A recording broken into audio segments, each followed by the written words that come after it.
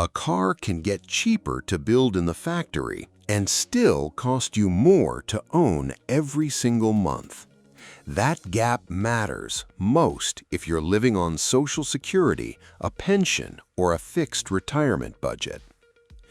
Tesla's 4680 battery is real. It does lower manufacturing costs, but here's the only question that matters today. Does that saving reach your wallet, or does it disappear into insurance premiums, charging fees, software subscriptions, and repair logistics you never saw coming? Those things don't show up in the press release. They show up in your monthly statement. Today, we're putting the 4680 through a retirement budget test. 5 hidden costs, 2 real-life situations, a clear comparison by lifestyle, and a straight answer at the end. Who should buy, who should wait, and who should go hybrid? Part 1. 5 costs that could cancel out what Tesla promises. Before we talk about the technology, let's talk about what the technology doesn't fix. 5 costs that most EV videos skip entirely. Insurance. A lower sticker price doesn't mean lower insurance. EVs often carry higher premiums because repairs cost more. Get an actual quote from your insurer, model, trim, your zip code before you visit any dealership. Home charging. Every fuel savings number assumes you charge at home on cheap overnight electricity. If you have a garage, that works. If you live in an apartment or condo, you may not be able to install a home charger at all, and public charging rates are meaningfully higher. Cold weather range. The range on the window sticker is measured under ideal conditions.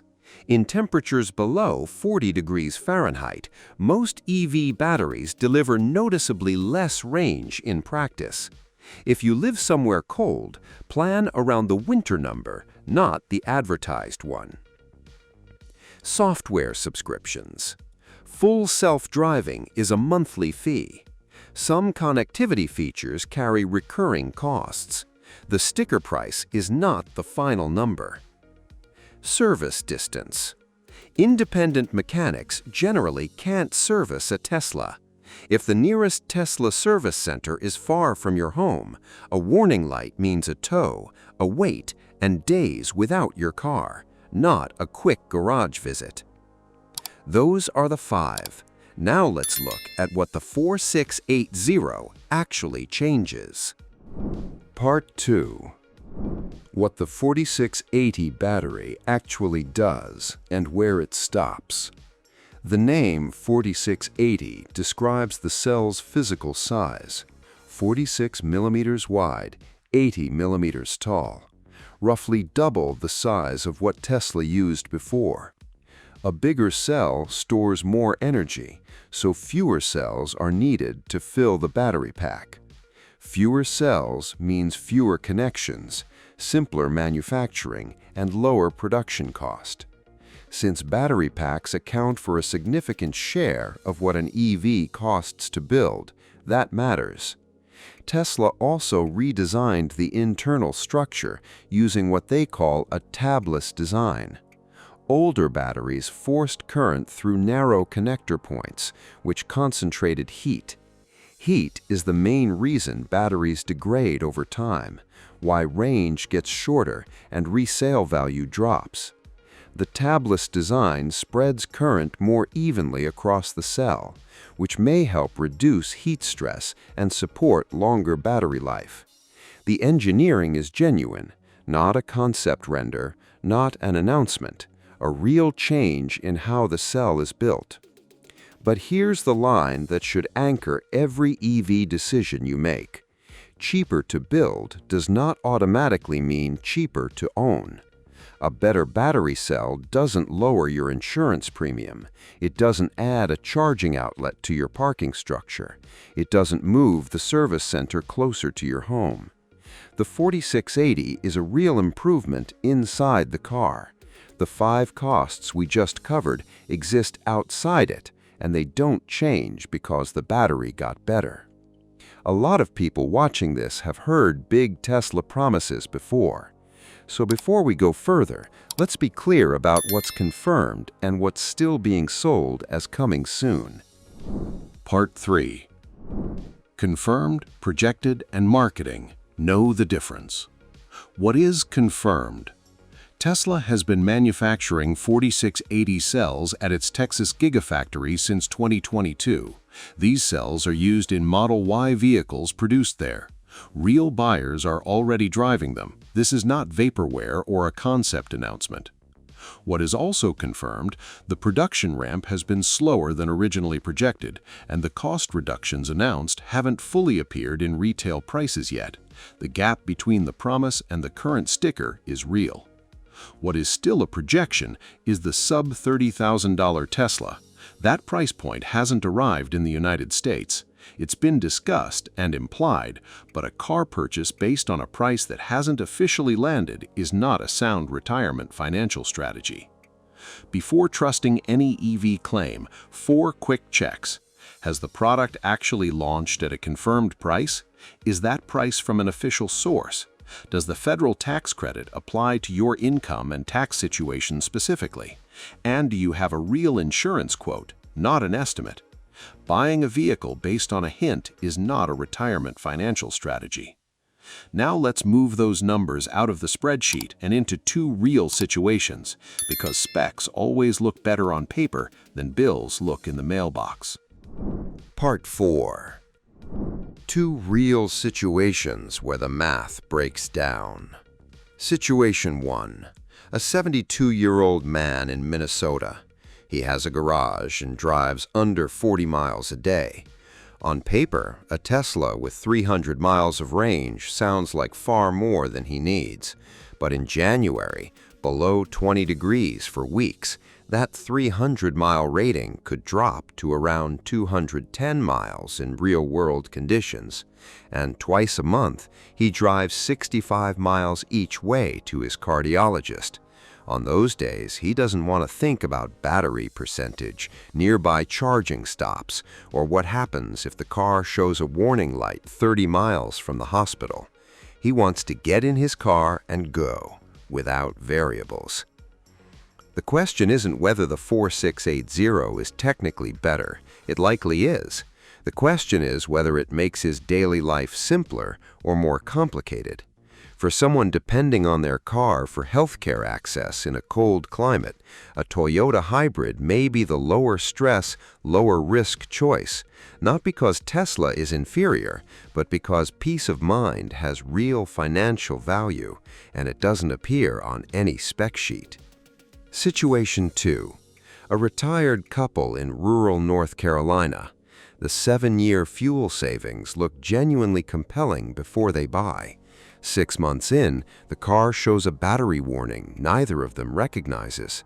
Their regular mechanic can't access Tesla's diagnostic system. The nearest Tesla service center is 94 miles away. The earliest appointment is 3 weeks out. They rent a car for 11 days while theirs is at the facility. Between the tow and the rental, they've spent more than 3 months of projected fuel savings on a single service event. This isn't a story about reliability, it's about service distance, a cost that didn't appear in any calculation they ran before signing. It hits hardest when you're retired, far from a city, and your car is your connection to independence. If you live more than 60 miles from a Tesla service center, that number belongs in your ownership math before you decide. Part 5.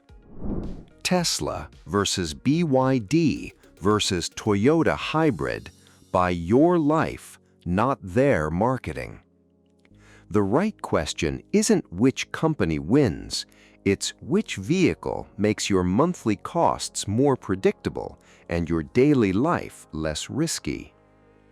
You have home charging, a garage, a consistent route, and live near a Tesla service center.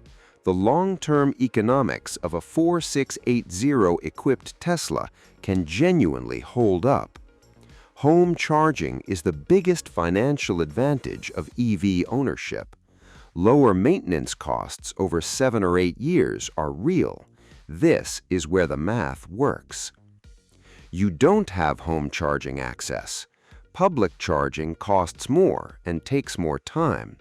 BYD offers lower entry prices in markets where they operate, but their U.S. service network is limited. Confirm they actually service vehicles near you before counting them as a live option. You live in a rural or cold weather area or drive long, unpredictable distances. Toyota's hybrid removes the variables that stress retirees most: range planning, charging logistics, service dependence. You fill up anywhere. You don't lose meaningful range in January. You don't need an app to get home. The trade-off is that you're not fully electric, but for someone whose daily life doesn't fit neatly around charging infrastructure, that trade-off saves real money and real stress. You want fewer moving parts in your life overall.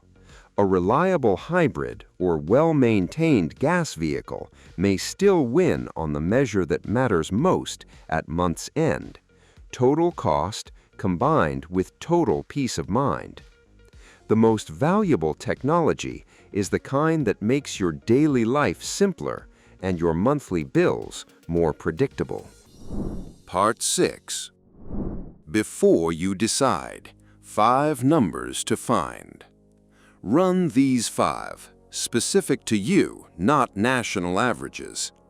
Insurance quote: actual number from your insurer, exact model, your zip code, before you visit a dealership.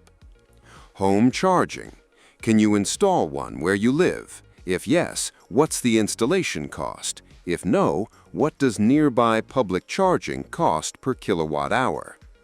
Winter range: if you live somewhere cold, take the advertised range and reduce it by roughly 20 to 25%. Does that reduced number cover your most demanding drive of the month? Service center distance: look it up on Tesla's website. If it's over 60 miles, factor in what a tow and several days of rental would realistically cost. Total monthly cost: insurance plus electricity or public charging plus software fees. Compare that against what you pay today.